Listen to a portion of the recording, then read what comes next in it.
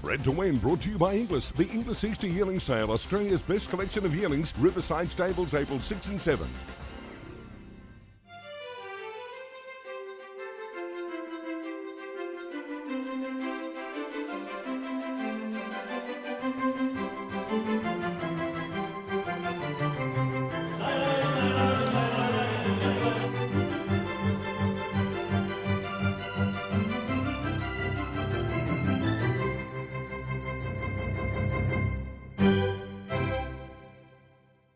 Hello, I'm Caroline Searcy. Welcome to a new year of Bred to Win.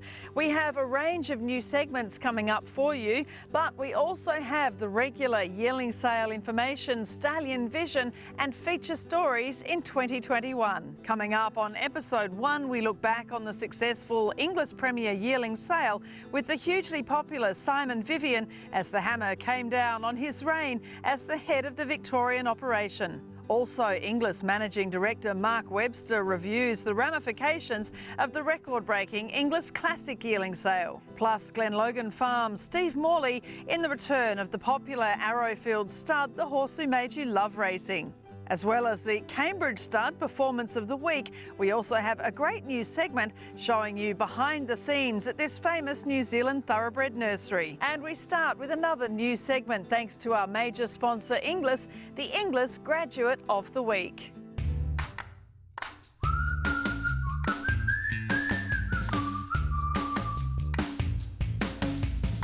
The Inglis Graduate of the Week is the I Am Invincible mare California Zimble, winner of the Morris McCartan Stakes at Rose Hill on Saturday. California Zimble, the outside, puts the head in front. California Zimble went on to win it. Her first up victory was well planned by Peter and Paul Snowden and added to her previous wins in the Thoroughbred Club Stakes, the Derby Munro and Alinghi Stakes. California Zimble is a half-sister to stakes winners From Within and Cruden Bay from the Anabar mare Zimmeretto. 400,000. I got 4 bid 25. Not 25 now, 50 on her. She was sold for $450,000 by Yarraman Park at the 2018 Inglis Easter Yearling Sale to Asian Bloodstock Services, while her sire, I Am Invincible, is currently third in a tight three-way tussle at the head of the Australian General Sires list. He has 53 yearlings catalogued for the Inglis Easter Yearling Sale from mares such as Catchy, First Seal, Hips Don't Lie, O'Marilyn, Snitzerland and Speak Fondly. And don't forget the early March Inglis online sale ends on Wednesday, March 17. With an incredible 360 entries highlighted by lot 77, Osamu, a son of Exceed and Excel, who's raced in elite company right through his career so far, including a second placing to Mamaragan in the Skyline Stakes and a second in the Gothic Stakes. Now gelded, Osamu is being offered as part of the Aquis Farm reduction. Other notable lots include 2019 Canonbury Stakes winner McLaren, now a 4-year-old entire by Exceed and Excel, and Maui Girl by Lope de Vega from Gibson Carmichael Stakes winner Run for Nara. The 5-year-old mare is a 3-time winner and recently was a close-up 4th in the Newcastle Newmarket. Sticking with the Inglis theme, and the 2021 Inglis Premier Yearling Sale was a success from the outset. Despite the lack of international buyers on site, the sale achieved over 80% clearance from very early on day one, leaving plenty of vendors with very successful results.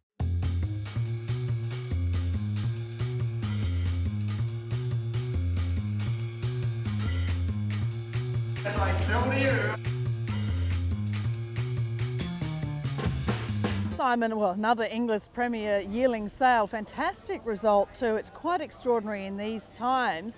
Just the way right through the sale, all the metrics were up every single day, the 3 days. Caroline, I couldn't be more pleased. Obviously, right through, we've had a clearance rate of in excess of 80% right the way through. But with private sales that have been undertaken, and we still work on those private sales, we're pretty confident of getting close to 90% clearance, which would be quite remarkable.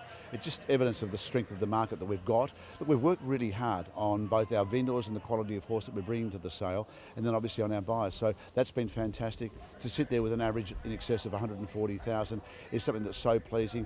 An aggregate sale that's broken all records, quite frankly, and then a very successful showcase session as well. So honestly, I couldn't be more pleased. I'm delighted for the vendors, but I'm also wrapped for the buyers because they bought some really nice horses. Done. 700,000. Congratulations. Matt Laurie, thank you, Matt. Well, looking at some of those buyers, I mean, it was interesting, wasn't it? The Victorian buying bench was really strong. Kieran Maher, then Justin Bay and Matt Laurie. You had also Mike Moroney, of course, he's effectively Victorian, even though they're Kiwis. And then, the New South Wales buyers such as James Harron, Hong Kong Jockey Club. It was a really good spread of buyers from different regions. Look, we're very blessed. I mean, Gay Waterhouse has been a fantastic supporter of this sale, and she and Adrian Bott have done a great job. Team Hawks have done a fabulous job in coming here. John O'Shea's been very strong. So you're quite right, there's been buyers from right around the land. We've had buyers from South Australia, good buyers from Tasmania, WA. Simon Miller, of course, is on the score sheets as he would usually be. But again, I've often said that, in my opinion, the Victorian trainers are probably the best collective buying bench, and we've had great success for them, and they've been terrific supporters of this sale. So again, look, I couldn't thank all of the trainers from right around the country for their support, because as we know, a lot of these trainers, they go and buy these horses on spec. They then have to go home and sell them, and they work extremely hard. And I remember a conversation years ago that I had with Robbie Griffiths about how hard it was to get horses sold. But the aggressive marketing of these trainers is to be absolutely admired and complimented. At 1,100,000, last time, all done. James Harron buys for 1,100,000. Thank you, James. The team at Blue Gum are unbelievable in their attention to detail. Philip and the whole team, everybody's got the same attitude. Not one single stone is left unturned, and they're always watching for every little thing that can be done to make their horses more attractive to everybody. They put on a great parade day when we do the on-farm inspections. Their attention to parades down here is first class, and to see Blue Gum for the first time ever cruise past a $5 million band is quite unbelievable. I know how excited Philip was when the $1.1 million yearling of Rob and Sylvie Crabtree went through. I've worked very closely with Rob Crabtree, and we spoke about where this horse could go, and quite frankly, he could have gone to any sale. And I do remember saying to Crabby at the time, and Philip was with me, I said, why wouldn't you just stay in Melbourne and top the sale? So to be able to follow that through. Look, I remember the length of time that these people take from the time that they start to plan a mating, go through the pregnancy of the mare, the foaling, the weaning process, the yearling preparation. That's a 3-year plan. We give them 90 seconds in the ring.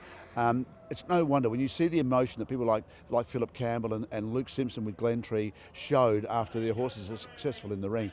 And that's what it's all about. I mean, the pleasure that we get from that is immense, and I'm just so proud of my team, as in the entire Inglis team, on being able to assemble such a fantastic buying bench for a great sale. At 900,000, you sure you won't for 25 more? I sell him left hand side. I cash him out. I sell him for 900.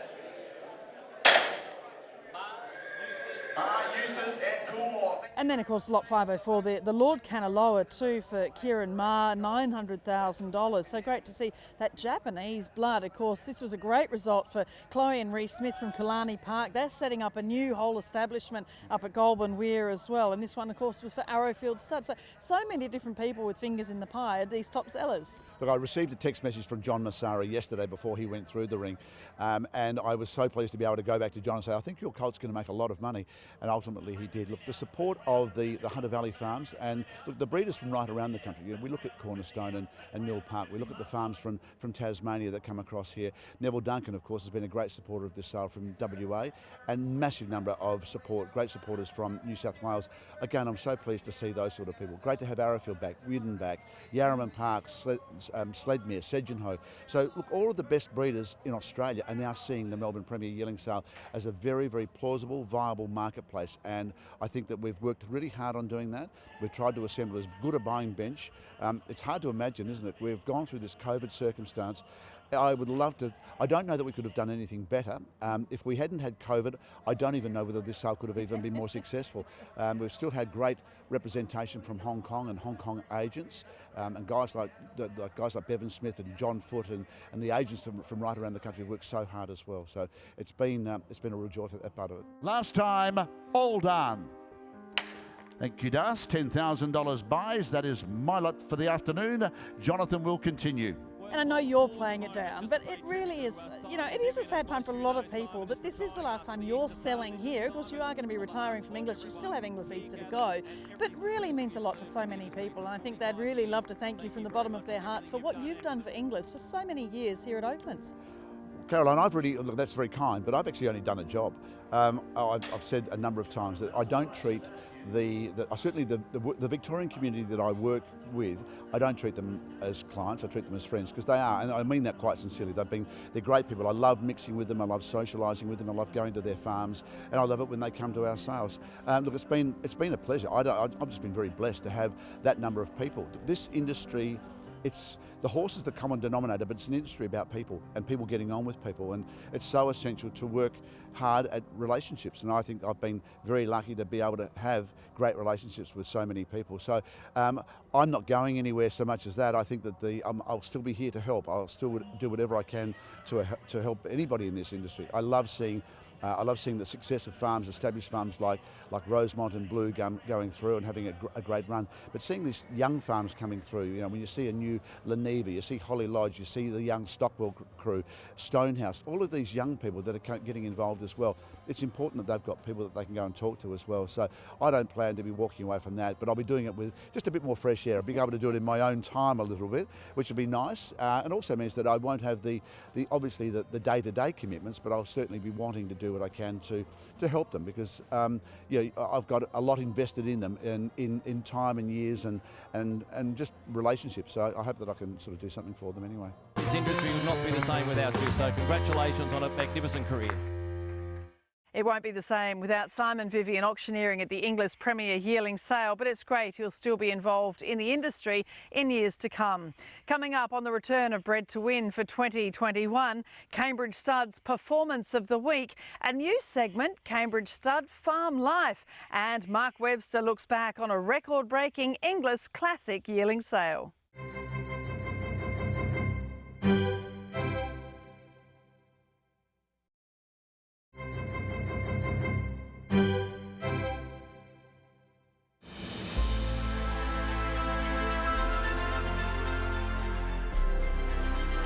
The Coolmore Classic is one of Australia's great races for fillies and mares, with an ongoing role in the pedigrees of our best thoroughbreds, won in the past by top broodmare influences such as Emancipation, Skating, Porto Rocker, Bollinger and even Of Course I Can, who had Bart Cummings Stakes winner Persan win again at Moonee Valley on Saturday. Crone takes the lead in the Coolmore. Crone draws clean out from Mizzy. It's a Queensland victory. Crone beat Mizzy. In 2021, it was a daughter of Eurozone in Crone who showed a wonderful turn of foot late to burst through and win the $600,000 Group 1 feature for trainer Tony Golan, Roll the Dice Racing and Rosemont Stud.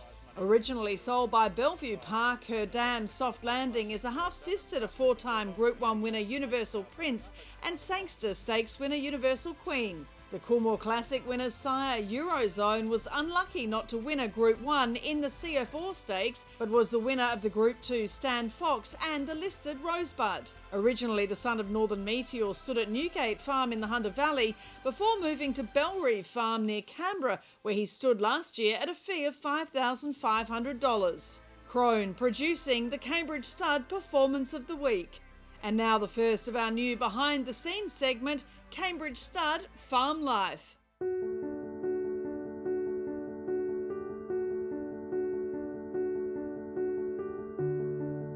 This is into the stallion parade area.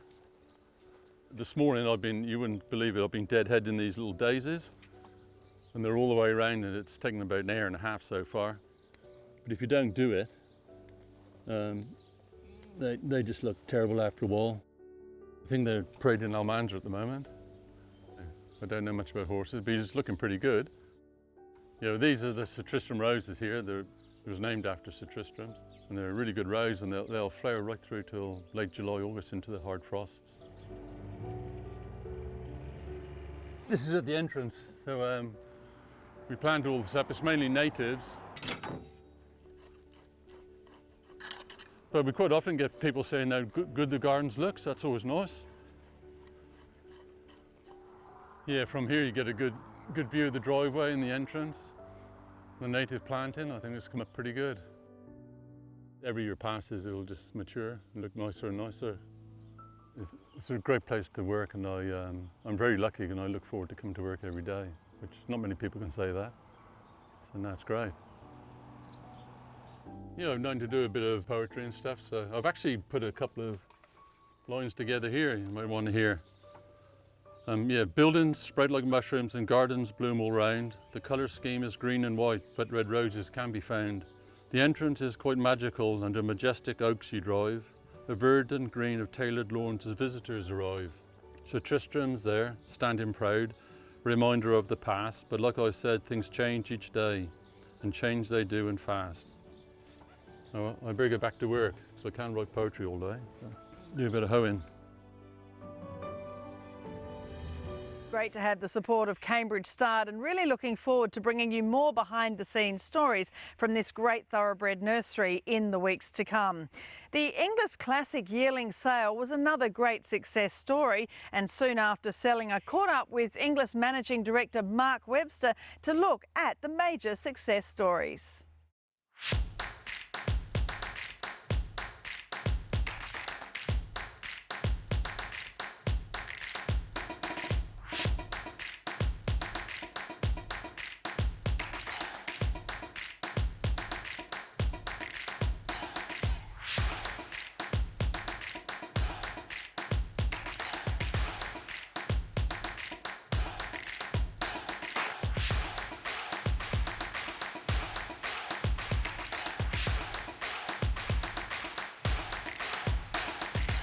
Mark, congratulations on it. Just a fantastic classic sale. Even the horses are celebrating out the back. It was quite extraordinary right from the get-go. Yes, that's right. Yeah, I can't believe what's happened over the last week.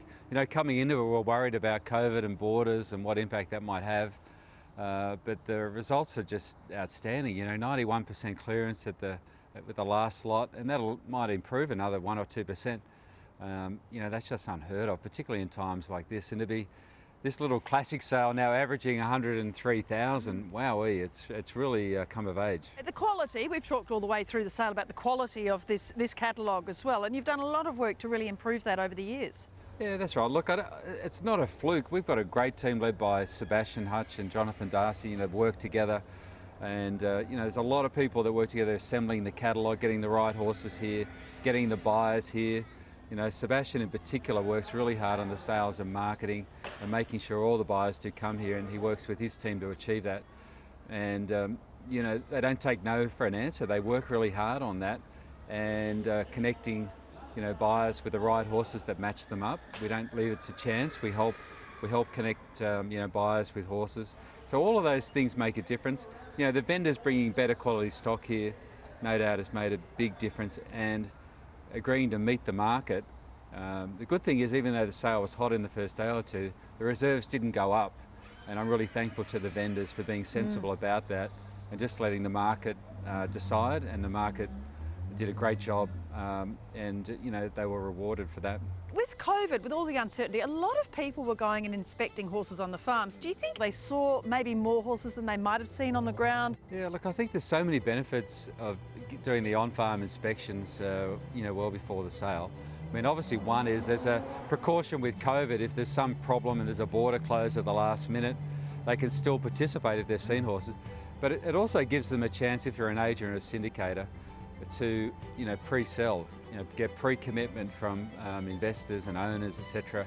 And perhaps that gives them more confidence in the ring to bid if they know they've got 20, 30, 50% done before they actually buy the horse. So, yeah, I'm a big fan of on-farm inspections and something we'll keep pushing. At 625,000, once, twice, third time you're sure. I sell it out back. I sell for 625. George Moore, thank you very much, George. Thank you, you're a bidder as well. And the top lots, of course, you know, George Moore Bloodstock. It's so great, you know, seeing John Moore here and George, John's son, $625,000 for the leading horse, the top seller, the Capitalist Theatric Colt, lot 374. The Capitalist Mystical Tale going to James Harron Bloodstock for $600,000. So, you know, again, off the back of that wonderful success for profiteering in the Inglis Millennium, I guess every little piece of the jigsaw kind of comes together to get those results. Yeah, it does. Look, obviously Capitalist certainly did help, but there was, you know, strength right through the sale. The primary driver was really a nice type, and we saw that in the highway session there at the end. You know, they sold really well here because they were nice types and they were placed in the right sort of sale. You know, so I think for breeders and vendors, it's about thinking where to place your horse to get the best result. And I think what we've shown here with the strongest clearance rate of any sale in Australasia so far this year, you know, whatever metric you want to look at, this sale's grown you know, by more than the others, and we're really proud of that. All done. Been honoured. Thank you for your help. To you, Sebastian, for 400,000. The first season sires, again, we've had the excitement of the Capitalists as second season sires and some of the others, but your Alman Zors, of course, selling particularly well. Invader as well, you know, one sold for 375 again to George Moore and Team Moore as well. So really good seeing the young sires. I mean, there's such an exciting crop we're seeing with 2-year-olds and another one coming through behind it. Yeah, very happy with that. You know, there's a good spread of young stallions, whether they be first or second season, and they were popular here. Any of those second season stallions that have kicked a few goals were popular, and of course, progeny of the first season stallions, again, popular. You know, really, it's worth mentioning the Kiwis. You know, there are a lot of New Zealand vendors, Jamison Park and Waikato, that, you know, were good enough to send, Little Lavender, good enough to send over some of their better ones. Not, you know, they didn't use this as a chance of sending over something inferior. They sent nice, quality, good-looking horses, and geez, they were rewarded. So thanks to all of our Kiwi mates. Yeah, indeed. And of course, you know, the vendors, Newgate Farm, you know, seeing some lovely horses. You know, obviously, there's young stallions are flying, but, you know, even the Tricky Zippy filly, who we featured in one of our previews with Jim Carey, going to Jean de Bois, $380,000. So, you know, the vendors, it's very competitive, isn't it, between particularly the stallion farms? Good on them. I want to see that competition amongst the vendors.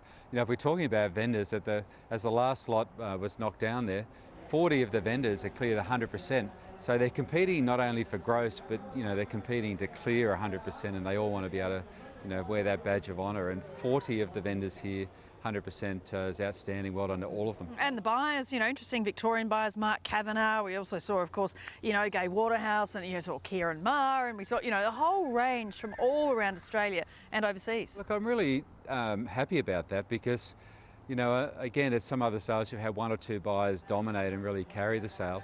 Here we've had, you know, 5 buyers spend just over $1 million. So, you know, that's not a huge amount. It's a good number, but they haven't carried the sale. So I'm really pleased that there's been, you know, a broad range of buyers here. We haven't relied on 1 or 2 that may not turn up next year. You know, it's really important that we, you know, that we don't take that risk, and we spread it, and we've got a wide range of buyers. And the other thing about that is, you know, we know they haven't spent all their money, because, you know, the leading buyers spent maybe 1.3 or something. So they've got plenty left for Melbourne and Easter, and that's a real positive too. Yeah, most definitely. And around 100,000 people or more viewing from right around the world. I mean, that's the other thing. People are getting more used to looking at these sales, and you can watch it online and you can see everything, all the interviews, all the theatre, and the horses themselves. Yeah, how good is that? I mean, we've decided to do our own media work here with the help of, you know, yourself and a production crew, and Richard Haynes joined you this time around. And we're going to keep doing that. You know, we love the media networks that specialise, but when we're doing it ourselves as well, we can push it out over our internet services, etc. And, you know, the 100,000 people dialing in from around the world is fabulous for the Classic Sale. But any other sort of thoughts on things you might want to slightly change, or I guess that all comes out in a review over the coming days? Yeah. Well, if there were any things we were going to change, I wouldn't say it on air. It'd be our little secret. I'm not giving that away to the competition. They can keep chasing us as far as I'm concerned. You know, we were the first to do online bidding 10 years ago, and our competition have only picked it up in the last 12 months. So we're going to keep innovating, and we'll stay in front and be more progressive than the others.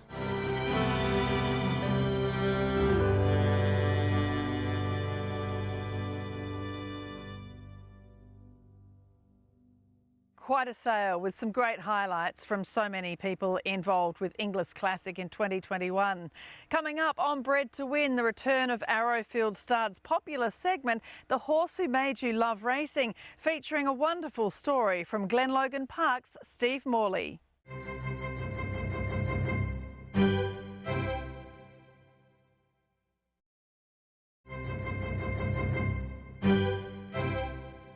This segment brought to you by Arrowfield Stud, the brand worth its weight in gold.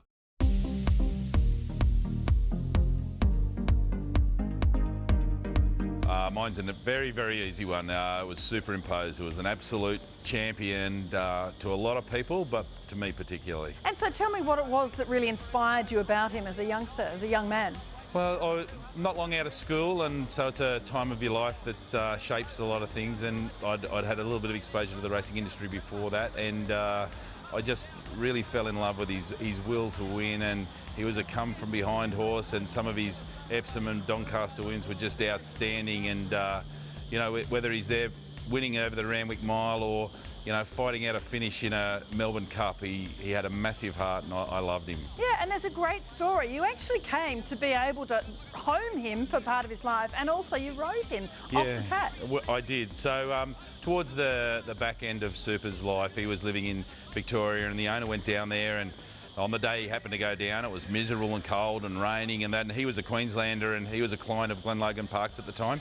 And he came back up, and it was a beautiful, warm winter day, and he thought, why don't I have this champion living up here? So he approached me about it and said, would I mind if superimposed, would I have a spot for him on the farm, which took about 0.1 of a second to say, absolutely. You know, he's been my hero the whole way through. So he came to live on the farm, and he was my my riding horse and companion for the last few years of his life. And he's buried on Glen Logan. It was a wonderful story for me, you know, for the horse that actually really got me going to have him there at the end. It was very rewarding. I loved it. A great story, and thanks to Arrowfield Stud for their continued support of Bred to Win in 2021. That is the show for this week. Don't miss our 2 one-hour Inglis Easter Yearling Sale previews coming up over the next 2 weeks, with literally the best of the best heading for the Riverside Stables Complex at Warwick Farm in Sydney on April 6 and 7. I'm Caroline Searcy. I look forward to seeing you next week.